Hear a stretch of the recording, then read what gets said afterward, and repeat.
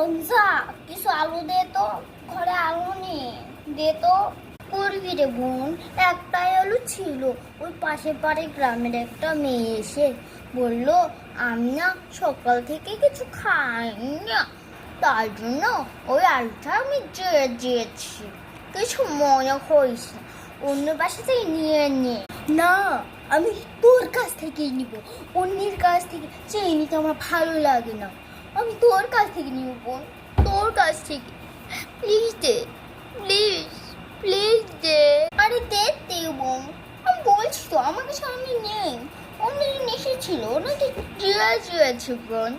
কতবার বলবো তো বোন। আচ্ছা আমি বলছি ওই চারে আমাকে ছাও।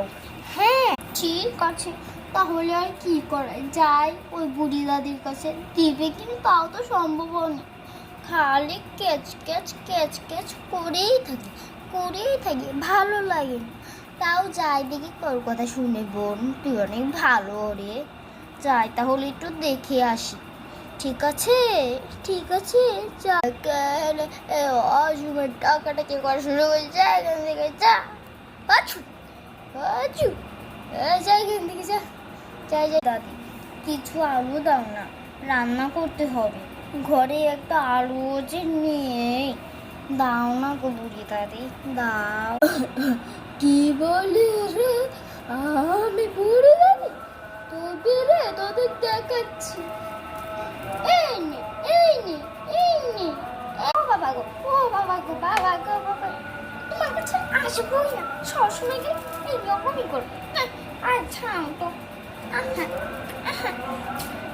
টাকা দিয়ে যা,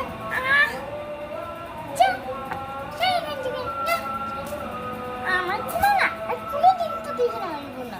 আলু কিনতে পারিস না, আমার কাছে চাবি আছে, টাকা কি তোর বাপে দেয়?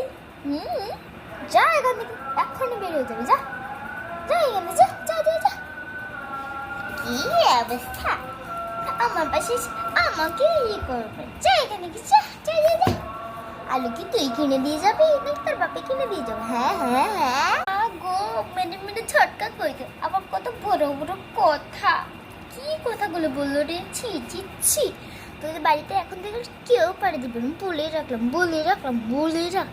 হুম হুম।